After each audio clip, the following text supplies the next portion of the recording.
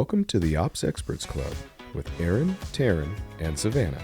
This podcast will take you behind the scenes of some of the finer details of multi-million-dollar companies. These ops experts have dealt with operations for scaling companies and well-established businesses with anywhere from small to large teams. If you've ever been deep into the details of a major company, then you know how much it takes, and these conversations are just for you. Welcome to the Ops Experts Club podcast. Welcome, Ops Experts. Savannah, I don't know about you, but I think we have the coolest intro music. Yes, I think so too. No one can resist the dance to our intro music.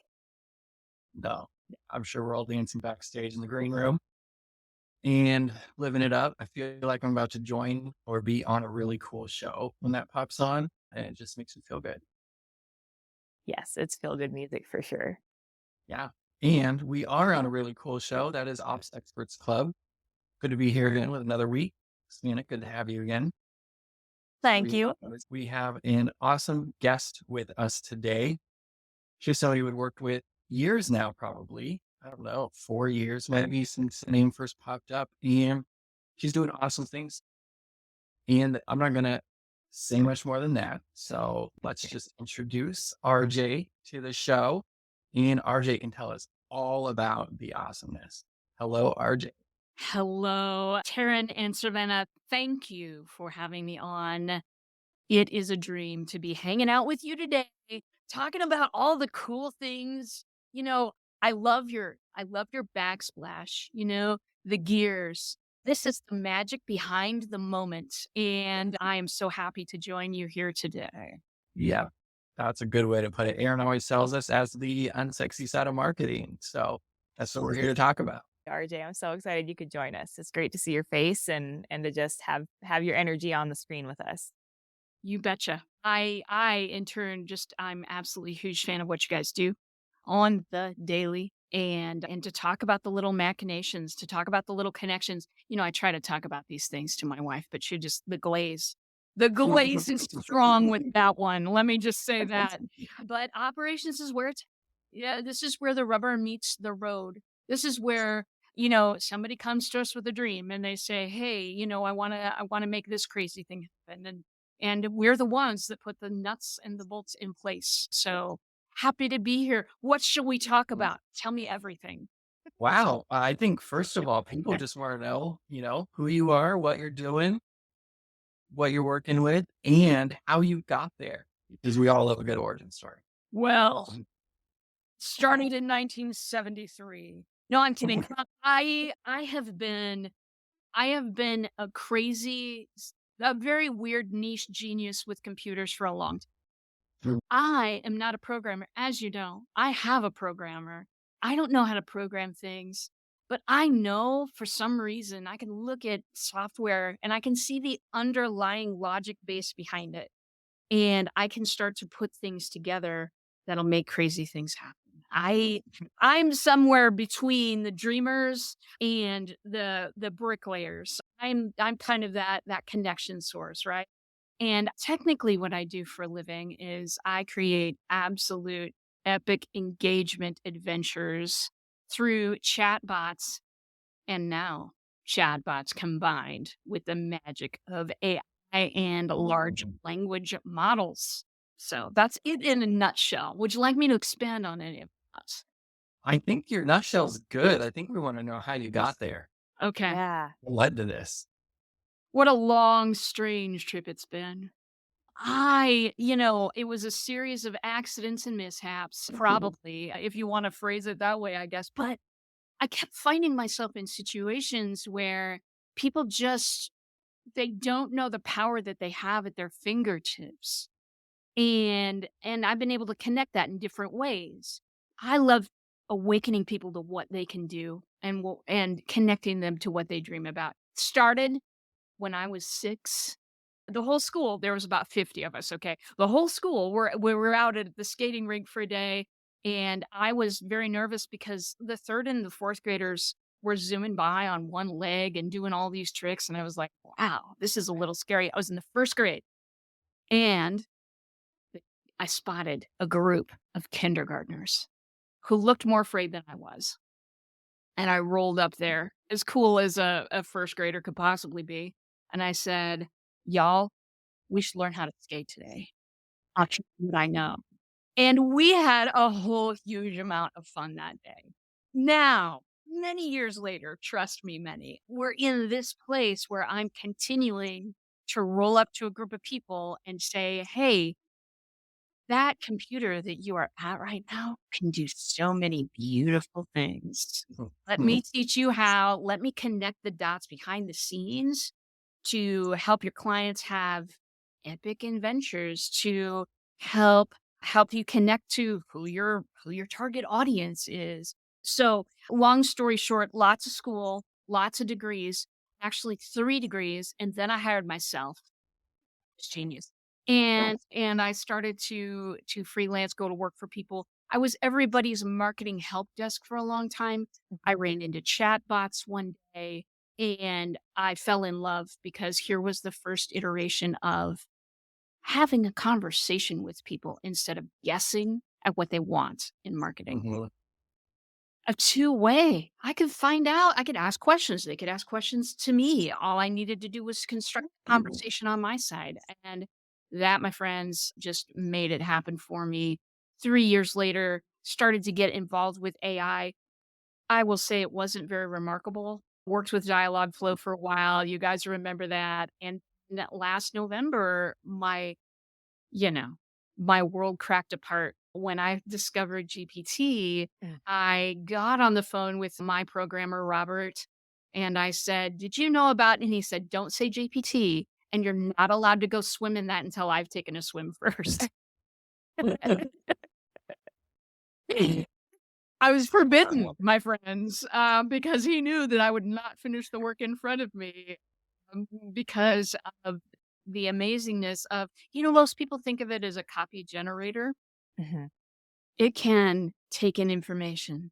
It can compare and contrast and analyze that information from 6 different angles.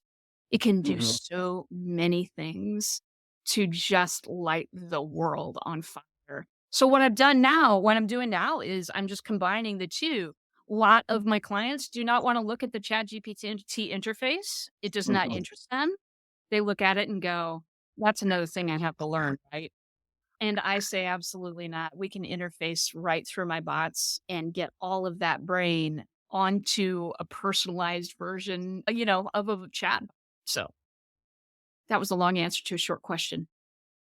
I love that distinction though, because I think when we have these conversations on our channel, like we've talked about ChatGPT a few times because all of us on the team do really enjoy using it. And just like you said, I think a lot of people think of it as like, oh no, it's another tech thing that I have to learn. But that's not the case. Like it is just becoming just a normal tool that can push everybody forward. And then people bring like you on the team that know how to integrate things into what they're already doing. So they don't have to learn it. They can still utilize it and it still can benefit their business. It's not like another piece of tech that they have to master to be able to, like work that into what they're doing. Well, and for me, when I'm mastering GPT, I can forget about those 5 things that didn't work all that well anymore. You know what I mean? Like I can forget about having to get on Google, type a few words in, look through 10 or 12 things, probably not find what I want anyway, change my search. I can just say, hey, GPT, could you tell me this? It's over. Hey, can I get a banana bread recipe? I'm learning how to cook, y'all. It's new. Trust me. I'm not around the house yet. The house is still standing, everyone. But I'm learning how to cook because I don't have to surf through 80 pages of why I make this recipe on Wednesday nights in the cold, cold winter, and my husband just loves it. I don't have to do that. I don't have to surf through the pop-ups, chase down everything. No, I just say, hey, can you give me a banana bread recipe? And it just does it. It's beautiful. So, yes, I can master this tool and forget about 5 that didn't work so well. And that's what really makes the difference for me, I think. Now, how many years ago was that you had that chatbot like, awakening where you experienced your first one? Well, it was 2017. I had this client, and I'm sure you've never had clients like this, but I had this client who was constantly promising me things and like ever getting them to me. And, what I did was what most tech geniuses do. We put together some crazy stunts. We create charts, we create an accountability system. It's fantastic. And I did. It was beautiful. It was like Geek Christmas, right? So I get this beautiful Christmas present ready for her. I unwrap it for her on a call. She's excited. She's like, this is great. I can put some stuff in here and then I can see it over here and measure my progress and woo! All right. A week later, she still hasn't gotten into it again because I know. 2 weeks pass by and I'm giving her a call. Hello, Sarah. That wasn't her name. I notice you haven't gotten in there. What's going on? She said, RJ, reality hit. I have 5 children. I have to get them off on a bus to school with lunches in the right backpacks and somehow with their homework. Can you make this happen? Could you make this accountability thing happen like on Facebook? Could you do that? Because if I can just use it on Facebook, I don't need to, do all of that other stuff. I can make it happen every day. Well, bots had just come out. I'd been reading about these things. I'd been experiencing a few. And so I renamed my office the Bot Cave. I shut the doors and I made her something on Facebook that she could use every day. This is 2017 in the before times. So 2017, and I made her an accountability bot that came in, asked her in the morning what she wanted to accomplish, came in at night, said, okay, what did you do? What do you need to reset? And she used it. She used it so much that she also posted it on her wall. And then somebody else posted it on their wall. And then people unknown to me started posting that on their walls. And I had 100 people in overnight. None of my lead magnets had ever performed like that. And people are telling me like personal stuff over this stuff. They're like, I'd really got to get this done for my grandma because, and I'm like, this is the future. This is the future. That was 2017. Took me 2 weeks to completely rename my business to Black Belt Bots. And boom, a star bot is born. I love that. The mere just like, oh, my client needs a thing and I need to solve a problem. So I'm going to just make this genius thing. And oh, like actually everybody in the world needs this thing. We just didn't realize that that was possible to help us get it done. Exactly. Sometimes the tools are at our fingertips. Sometimes it takes a crazy imagination. But most of all, what it really takes is a willingness to make our clients' lives better.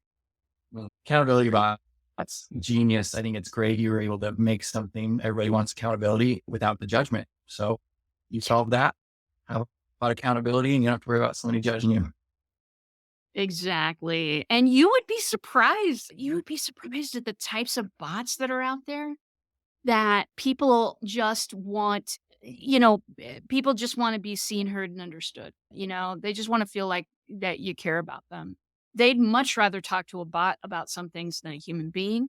When I was first getting started in bots, I read about a funeral home that wrote a chatbot that took in your like final wishes type stuff. Genius. Nobody wants to talk about that. Yeah. Nobody wants to look at another person and plan what's going to happen after they're gone. But you'll talk to a chatbot about that. You'll give it details. Yeah, that's amazing. That's a really helpful because especially, people of like older generations don't want to talk about like, they don't want to have the like vulnerable feelings and stuff.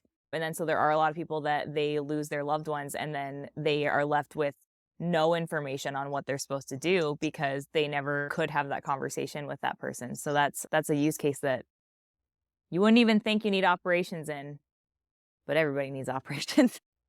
Everybody does. I mean, my mom passed like 20 years ago and we had no idea what to do.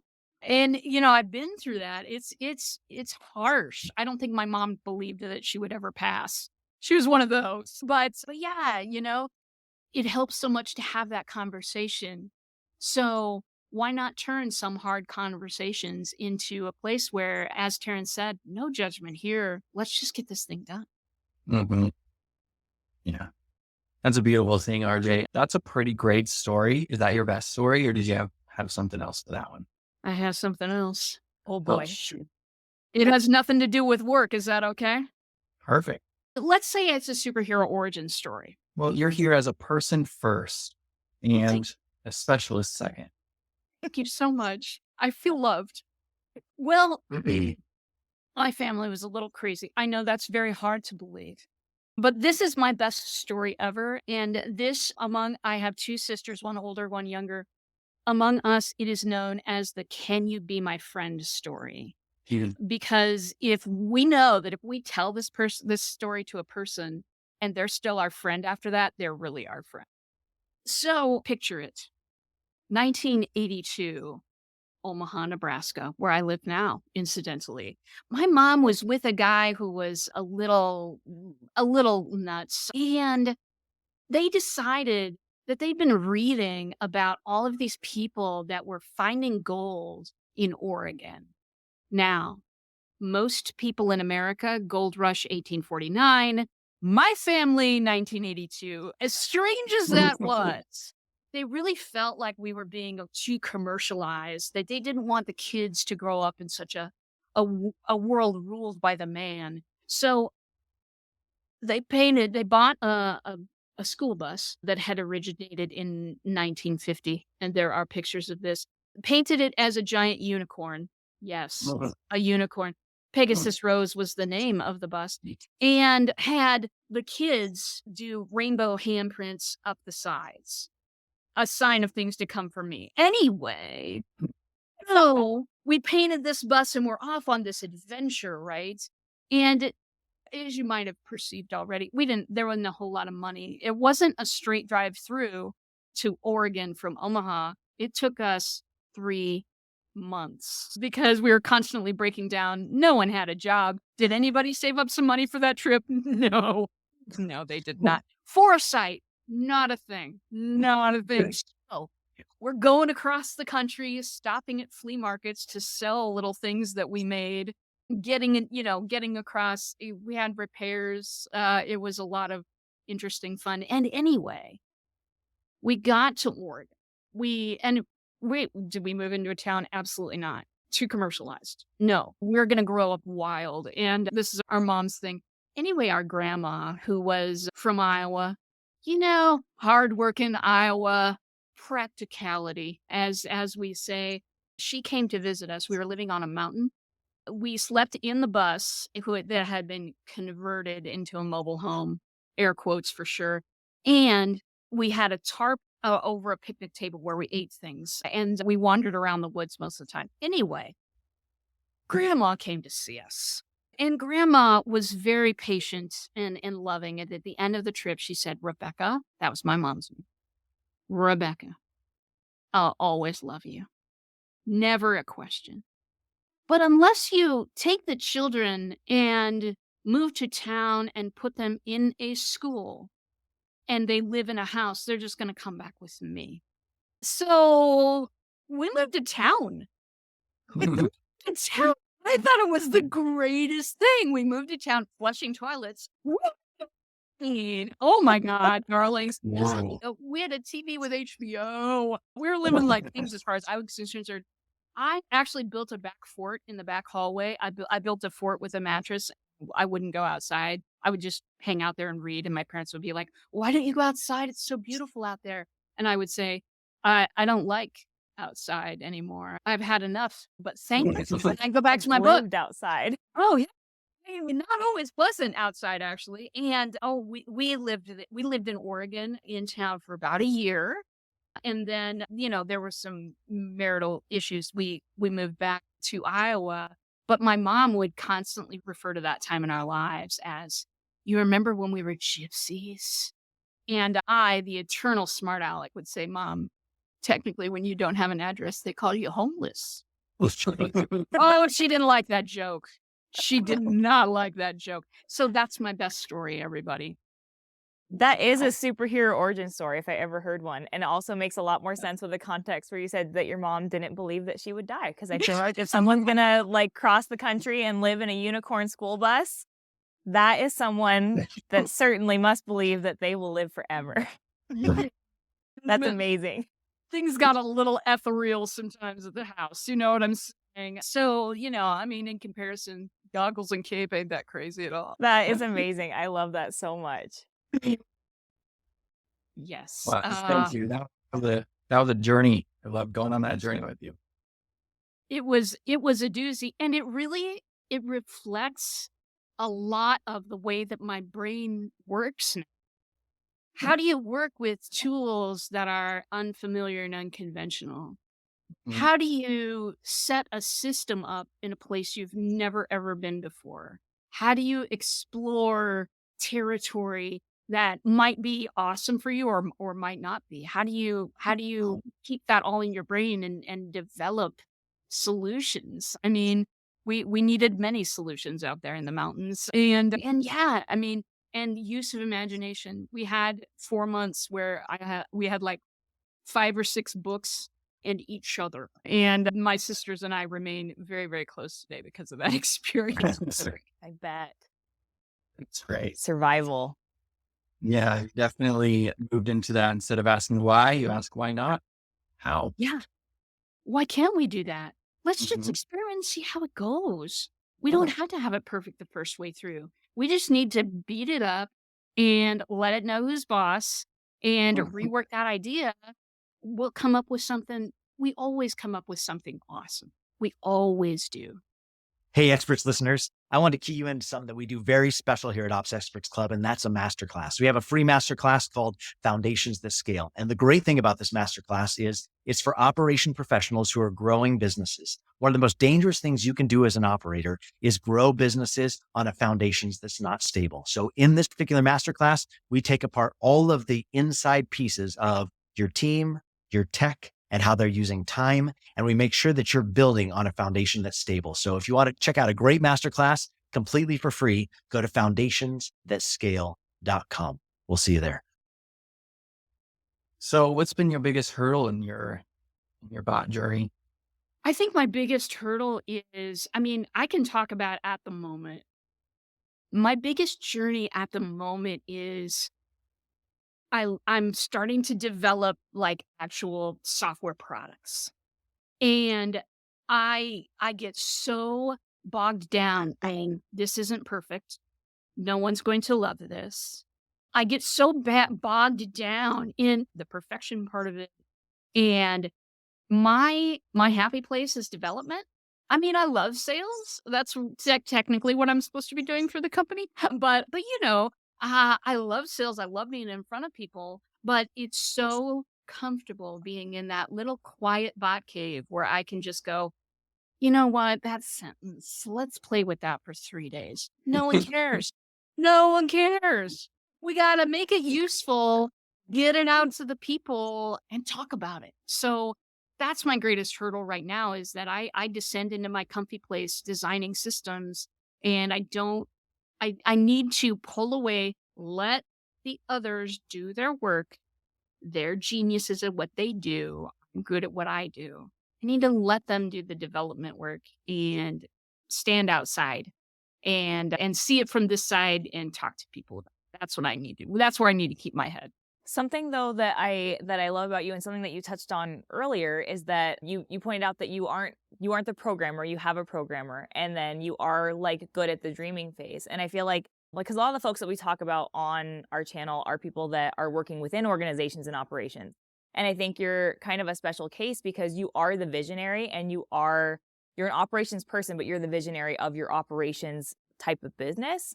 So I feel like that I can just see that how that works so well with you being out there and talking to other visionaries of companies because you can see it from both sides because you are the visionary and you are the dreamer. And so you totally get what that visionary is excited about because sometimes us operations people, we're so focused on the process of it and the efficiency of it that we're like, yeah, I totally know that you want this amazing, beautiful thing, but we need to look at how it works. And I feel like you're like, yes, I totally see this beautiful thing. And here's how we can do it. Like I feel like with operations versus visionary, sometimes there's a but I feel like you're kind of like, you're like the bridge. You make the and. You're exactly right. I am the bridge. And looking back at different careers and stuff I've had over my life, I am absolutely the bridge. And I'm not an expert in operations, in optimizing systems. I'm not an expert visionary either. I bridge those two gaps though. Being the bridge is what I am. I can talk, I can speak geek very well. And I can also speak, to the business end, to the vision end, because I hear their problems. I hear the problems, and my brain is just working on little projects over time to go, how can we overcome this? What if we put these two things together? So you're absolutely right. I'm much more of a bridge than I am an expert at either side. And I am a weird hybrid blend, but like a good one that you'll like to have around. You're an expert at being the bridge. I love you, Savannah. I didn't know that. We love you too. I'm so excited that you're here. This has been awesome. Totally see you're great at the sales because you don't ever sell. I've never seen you sell. I've been in the calls with you, introduce you to other people, and you're never selling them to what you do. You're just talking passionately about really cool things you get to do. And then other people are like, I want that too. And it's sold. I tell my people all the time to stop marketing and stop selling. Serve and invite. Just serve and invite, because my refund rate is a lot less. I used to be one of those people who were just trying to get anybody I could in the door, because that's how you survive, right? That's how all the, people tell you have to survive. No. Quality of people coming in the door, inviting them, letting them think about it. I have a sales coach who, if she was hearing this right now, her brain would absolutely implode if she heard me saying that. But I let people think about it, because you know what? If you're excited, then you're willing to do the work to make it happen. So for me, it's not for everybody, but for me, that's the best. It's just serve them and invite them deeper into the circle and see what they say. Beautiful. Now, what's one piece of advice you today would give you just starting out in your journey in this world? As a beginning coach, as a beginning bot builder, AI person? Yeah. Okay. Yes. Well, and this is going to seem so elementary, but bear with me anyway. There was one time in my career that I decided Facebook Live was new. This was before bots. And I got on Facebook Live every day. I wore polo. It's hard to imagine. It's okay. It's also hard for me to imagine. And there's tape. Anyway, I would get on in a polo and I would say all of the words that other people had said I needed to say, and what SEO said that I needed to say. And all, I did all of the things. I jumped through all of the hoops. I took this octagonal peg and attempted to slam it into a triangular hole. None of it worked.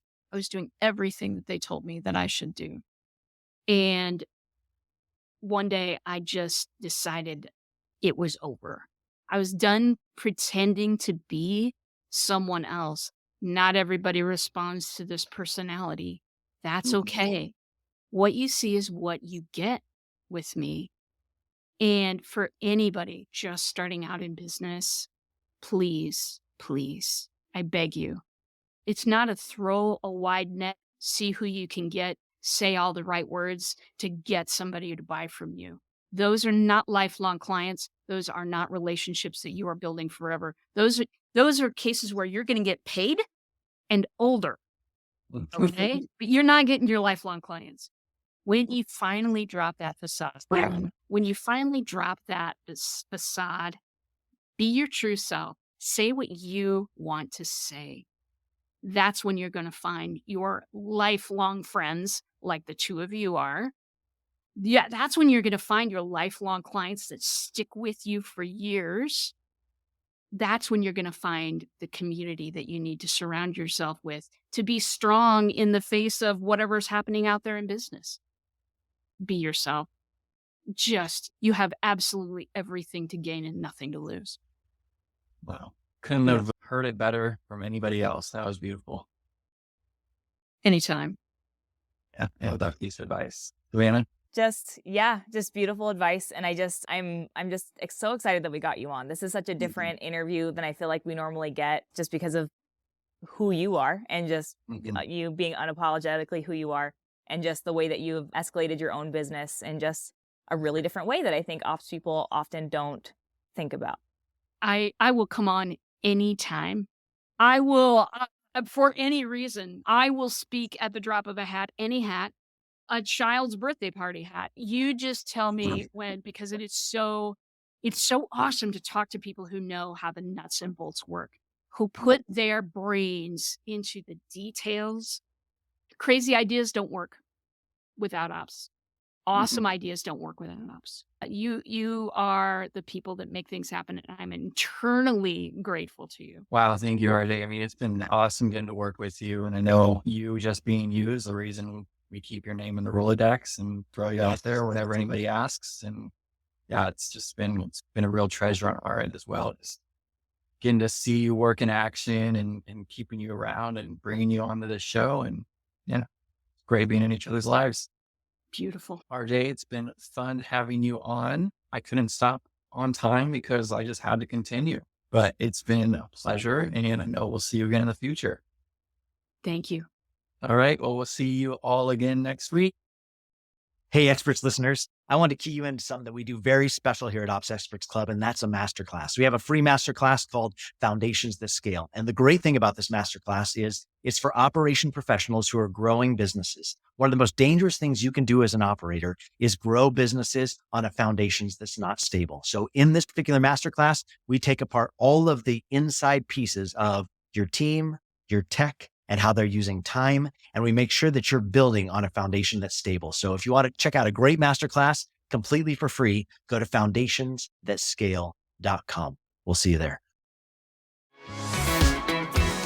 Thank you for tuning in to the Ops Experts Club podcast. New episodes available every week on Spotify, iTunes, and everywhere you listen to podcasts. If you're curious about how some of the biggest names in entrepreneurship have scaled their businesses to the next level, check out some of our best content on this topic by going to foundationsthatscale.com. You can find the link in our bio and do your part to improve as an ops expert.